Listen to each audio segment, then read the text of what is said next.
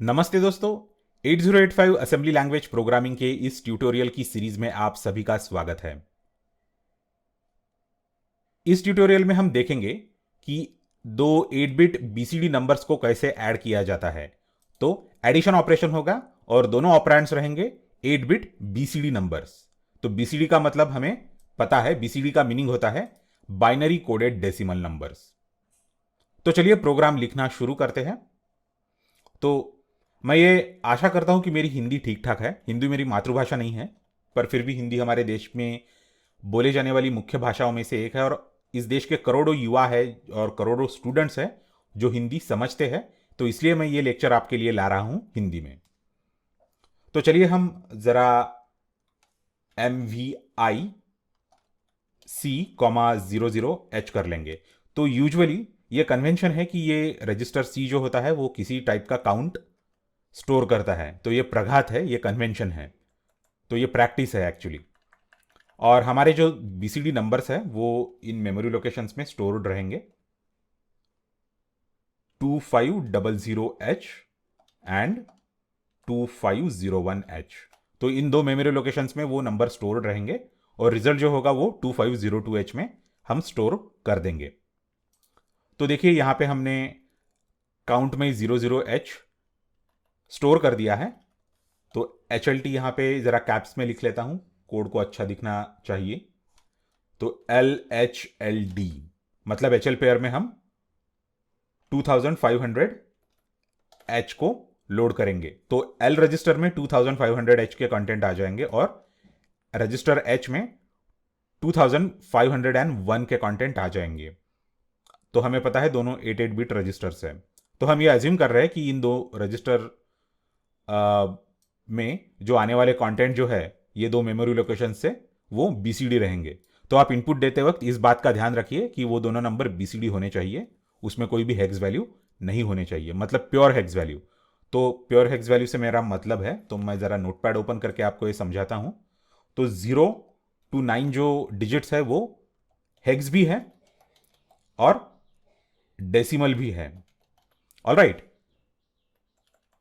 और यहां पे उसके बाद ए है, बी, सी, डी, ई और एफ।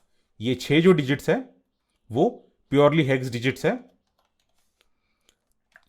तो अगर आपको उन मेमोरी लोकेशंस में वैल्यू रखनी है तो जो दो नंबर्स है उसके दोनों डिजिट्स 0 से 9 के बीच में होने चाहिए। जैसे ये 43 या 34 ये जो नंबर है ये एक हेक्स की तरह भी हम इसको इंटरप्रीट कर सकते हैं और इसको एक डेसिमल नंबर की तरह भी इंटरप्रीट कर सकते हैं।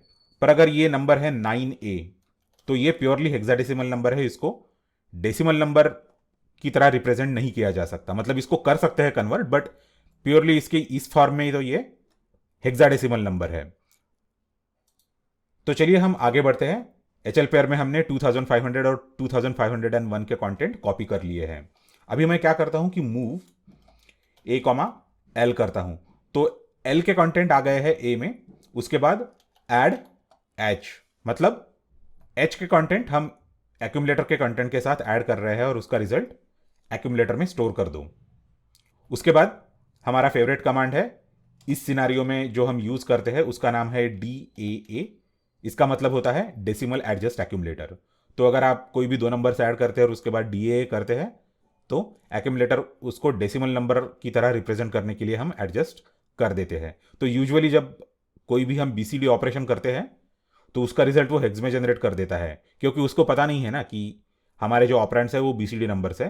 तो उसके लिए उसका जो रिजल्ट है वो हम डेसिमल में एडजस्ट कर रहे हैं एक्यूमुलेटर का। फाइनली हम एक मैनुअल जंप इंस्ट्रक्शन लिख देंगे। ओके, सो JNC अगर jump if no carry, JNC का मतलब यह होता है कि जंप इफ नो कैरी, और लेबल 1। तो अभी आगे चल के हम लेबल 1 लिखेंगे। अगर कैरी नहीं है तो आप लेबल 1 पे जंप कर दो। तो लेबल 1 में होगा STA 2502H। ऑलराइट। तो जब कैरी नहीं जनरेट हो रहा है वो वाला केस हम यहां पे हैंडल करने का कोड लिख रहे हैं। ओके, तो ये जरा लेबल 1 है उसको मैं कोलोन दे देता हूं। तो देखिए अपना जो असेंबलर है या सिमुलेटर है वो उसको लेबल की तरह आइडेंटिफाई कर रहा है। और फाइनली सॉरी, ज़रा गलती हो गई, इंग्लिश और हिंदी मिक्स हो जाता है बहुत बार। हम क्या करेंगे, मूव ए कॉमा सी करेंगे। तो सी में काउंट या कैरी हम स्टोर करते हैं यूजुअली, तो वो वाला भी केस हम लिखेंगे अभी एक सेकंड में। तो हम बोलेंगे STA2503H। ऑलराइट, तो जो हमारा फाइनल रिजल्ट है वो हम 2502H में स्टोर कर रहे हैं, और अगर कोई कैरी जनरेट हुई है तो वो हम 2503H में स्टोर कर रहे हैं।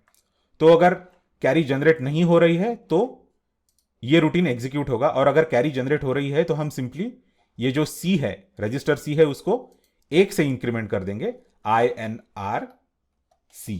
तो INRC का ये भी मतलब होता है C++। अच्छा वाला टेक्निकल जोक हो गया। ऑलराइट, तो अगर आप प्रोग्रामिंग के बैकग्राउंड से है तो आपको ये जोक समझ में आ जाएगा कि C++ मतलब उसको 1 से इंक्रीमेंट कर दो। तो यहां पे हम रजिस्टर C को 1 से इंक्रीमेंट इसलिए कर रहे हैं क्योंकि अगर ये कैरी जनरेट नहीं हुआ है तो ये डायरेक्टली जंप कर देगा। ऑलराइट, अगर कैरी जनरेट हुआ है तो ये रजिस्टर C को इंक्रीमेंट करेगा। तो ये हमने लिखा हुआ पहला मैनुअल जंप इंस्ट्रक्शन है, क्योंकि मैन्युअली जंप तो हम अभी भी कर रहे हैं इसके पहले भी। ऑलराइट, तो ये डायरेक्टली अनकंडीशनल जंप है, पर ये हमने सबसे पहला कंडीशनल जंप लिखा है। तो चलिए इसको इंस्ट्रक्शन बाय इंस्ट्रक्शन एग्जीक्यूट करते हैं आराम से। उसके पहले डेटा डालना मत भूलिए। तो चलिए इन दो मेमोरी लोकेशंस में हम जरा डेटा डाल देते हैं। तो पहले इसमें हम डालेंगे 09 और दूसरे इसमें भी हम डालेंगे 09। बस सैंपल डेटा है ये। और जब हम पूरा का पूरा कोड एक ही बार में एग्जीक्यूट कर देते हैं तो फाइनल रिजल्ट हमको 24 मिल जाता है। तो अब आप सोचेंगे कि अरे यार 09 और 09 का एडिशन होता है 18 और ये 24 क्यों बता रहा है। तो उसको कन्वर्ट करने का एक ट्रिक है। तो आप यहाँ पे डेसिमल में चले जाइए और यहाँ पे 24 टाइप कर दीजिए और इसको 2 हेक्स अगर बोल देंगे तो इसका आंसर आपको दिख जाएगा 18। ऑलराइट, क्योंकि ये बाइनरी कोडेड डेसिमल है तो इसलिए इस पे यहाँ पे 18 वैल्यू हेक्स में स्टोर हो गई है। ऑलराइट, तो ये भी हेक्स वैल्यू की तरह उसको ट्रीट करता है और ये भी हेक्स वैल्यू की तरह उसको ट्रीट करता है। तो आपको जरा मैन्युअली कन्वर्जन करना पड़ता है प्रोग्राम के एंड में, पर प्रोग्राम का आउटपुट हमेशा करेक्ट रहता है अगर आप ये DAA इंस्ट्रक्शन यूज करते हैं तो इस तरह से हमने हमारी सबसे पहली जंप इफ नो कैरी ये इंस्ट्रक्शन यूज की है, और हमने DAA इंस्ट्रक्शन भी यूज की है मैन्युअली हमारे पूरे एडिशन के ऑपरेशन के ऊपर। और इस तरह से हम दो 8-बिट नंबर्स का एडिशन देख सकते हैं BCD के, अगर उसके इनपुट रहे, ऑपरेंड्स रहे तो।